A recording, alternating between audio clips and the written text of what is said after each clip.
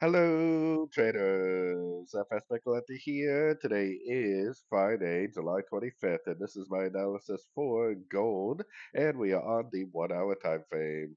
So gold never really did end up popping up to this area right here I was talking about yesterday, and it still kind of looks like it could because it looks like impulsive up, possibly three ways down, and then maybe it will go up and make like an ABC before it goes down. I've been short on this since Wednesday, since the move started. So I don't really care if it goes up or not, or if it just keeps on going down. We have to keep in mind that the trend is down, and it could just keep on making lower lows, lower highs. I kind of hope that it does go down because I'm already short since Wednesday, and if it goes up to this area and then turns down again, I will go short again, adding to my trade. Hopefully, building a nice swing trade to the short side.